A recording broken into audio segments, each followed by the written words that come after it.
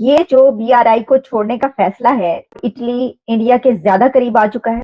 ये जो prime minister हैं इटली की, जॉर्जिया मेलोनी, यूरोप के नाक में दम किया हुआ है उसने, ठीक है जी। Italy got a new partner like India, American ने भी कहा है। एक तरफ तो इटली ने डिसीजन किया है कि वो चाइना का जो बेल्ट एंड रोड इनिशिएटिव है उससे वो पुल आउट करने जा रहा है।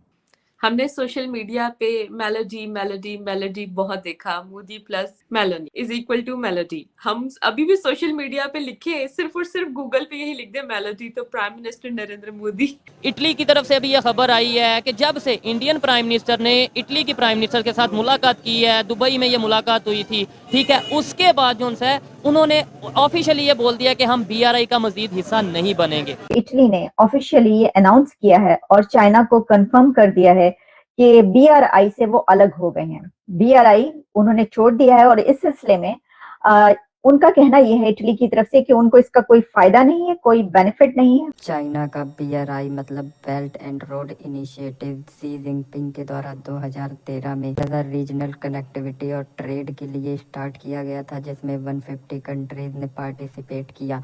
और इसके दौरान चाइना डिफरेंट कंट्रीज को लोन प्रोवाइड करता था, जिससे वो अपने यहाँ का इंफ्रास्ट्रक्चर अच्छा करके बीआरआई में कनेक्ट हों। और कुछ लोग इसे अमेरिकन मार्शल प्लान के कंपेयर करते हैं, जबकि ये सच्चाई नहीं है। मार्शल प्लान वर्ल्ड वॉर 2 के बाद यूरोपियन देशों को एड दिए जाने के लिए एक प्लान बनाया गया था, जिसका मकसद था यूरोपियन कंट्री जो वर्ल्ड वॉर 2 के बाद पूरी तरह से उनके इंफ्रास्ट्रक्चर को धक्का पहुंचा था, उसे वापस से खड़ा किया जाए। और वो एक जेन्युइन प्रोग्रेसिव प्लान था, जबकि चाइना के मामले में बिल्कुल उल्टा है। कहने के लिए तो चाइना बोलता है कि बीआरआई रीजनल कनेक्टिविटी और ट्रेड के लिए है, लेकिन दरअसल वो छोटी छोटी कंट्रीज को लोन देता है और डेट ट्रैप में फंसा लेता है। इसका एग्जाम्पल भी हाल ही में हमने देखा, पाकिस्तान और श्रीलंका जैसे देशों को उसने बुरी तरह से डेट ट्रैप में फंसा के रखा है, जिससे उनकी सोवरेनिटी भी कॉम्प्रोमाइज़ होती है।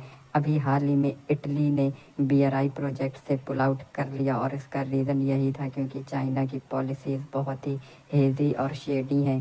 साथ ही इटली को एक बेटर प्लान मिल रहा था जो इंडिया और यूरोप को कनेक्ट करता है, जिसका नाम है आईमैक। और इंडिया एक डेमोक्रेसी है और चाइना से ज़्यादा रिलायबल और ज़्यादा भरोसेमंद पार्टनर भी। इसीलिए जॉर्जिया मेलोनी जो इटली की प्राइम मिनिस्टर हैं, उन्होंने ये अनाउंसमेंट कर दी है कि अब इटली चाइना के बीआरआई प्रोजेक्ट का हिस्सा नहीं है। जैसे ही इंडिया ने ये कॉरिडोर इंट्रोड्यूस कराया तो एक ऐसी, जिसे कहते हैं ना, एक हवा बनी, और उस हवा के अंदर जो है इटली जो है जो कि आपको पता है वाज दी ओनली कंट्री जो कि ग्रुप ऑफ 7 वेल्दी नेशंस, जिन्हें G7 कहते थे, उसका हिस्सा था, जिसने चाइनीज प्रेसिडेंट के कहने पे, शी जिनपिंग के कहने पे इंफ्रास्ट्रक्चर इनिशिएटिव जो थे वो साइन किए।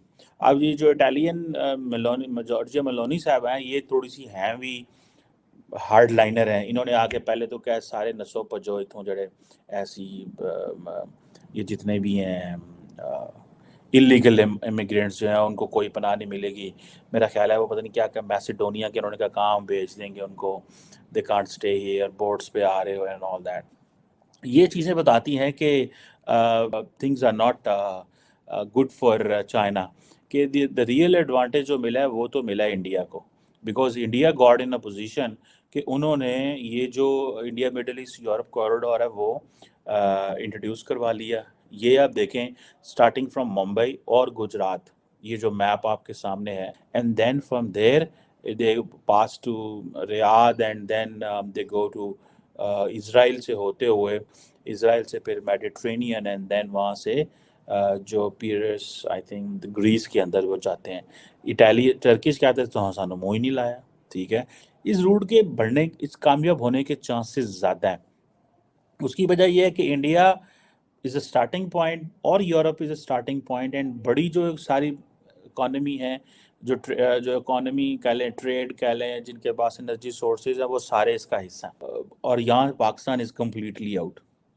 India smartly is doing a business with China but gets connected with the rest of the world.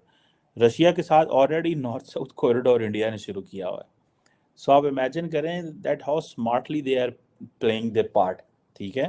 Russia के साथ अलग लाइन खोली हुई है, चाइना के साथ बिजनेस कर रहे हैं, यूरोप ਨੂੰ लॉलीपॉप देता है, मिडल ईस्ट ਨੂੰ लॉलीपॉप देता है कि ਅਸੀਂ ਤੁਹਾਡੇ ਨਾਲ हैं, एंड देन दुनिया में किस मुल्क के साथ वो तो so they are absolutely playing on strategic autonomy, absolutely strategic autonomy पे वो खेल रहे हैं, and they are knowing it कि ये कितनी ज़्यादा ज़रूरी है स्ट्रेटेजिक ऑटोनॉमी। ठीक है, India just wants to get a complete control over the energy resources. India is too big.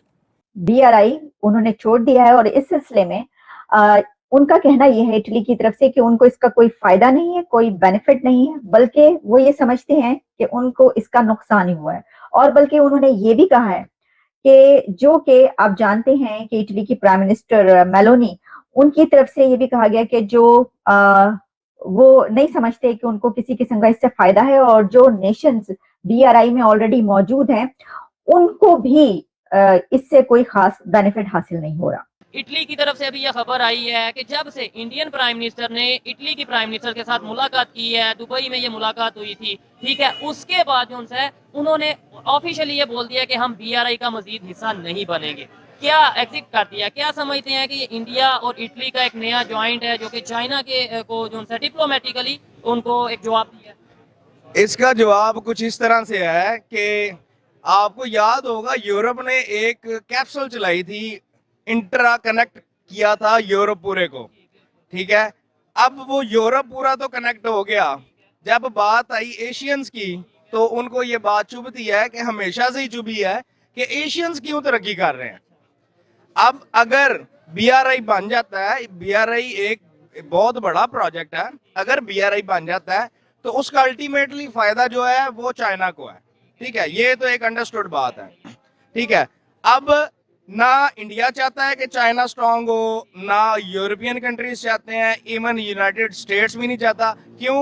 United states का जो सिर्फ एक आप कह लें हरीफ है, डायरेक्ट हरीफ है, वो सिर्फ चाइना है, और कोई बंदा उसको आंखें दिखा नहीं सकता। ये बात से मैं एग्री करता हूँ कि US नहीं चाहता या यूरोप नहीं चाहता कि चाइना स्ट्रांग हो, लेकिन जो पहली बात आपने की है कि यूरोप नहीं चाहता कि भाई एशिया से कोई कंट्री इस तरीके से उठे। आपने बोला ये जो सारा प्रोजेक्ट है ये एशिया की से यूरोप की वजह से डाउन जा रहा है। अभी इंडिया ने भी इसी लेवल का एक प्रोजेक्ट स्टार्ट किया, वो यूरोप के साथ मिलकर किया। शायद आपको खबर हो जो कि UAE सऊदीया भी उसके अंदर इन्वॉल्व होंगे। तो फिर क्या ये डिप्लोमेसी के अंदर नहीं आ जाता कि भाई इंडिया के रिलेशन तो सबके साथ बेहतर हो रहे हैं, चाइना के रिलेशन अब उस तरीके से बेहतर नहीं रह पा रहे इंटरनेशनल लेवल पे?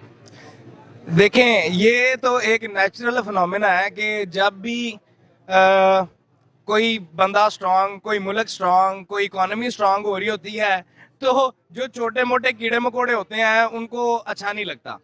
तो मैं चाइना के सामने इंडिया को एक कीड़े मकोड़े की हैसियत से ही जानता हूँ। आपने बोला कीड़ा मकोड़ा नहीं समझता इंडिया को। GDP किसी भी कंट्री की जो है वो उस कंट्री की डेवलपमेंट को शो करती है। Exactly. इस दफा इस साल की 2023 की आप GDP उठा के देख लें, इंडिया की जो GDP ग्रोथ है पूरी दुनिया में सबसे ज्यादा है, चाइना से भी कई गुना ज्यादा है।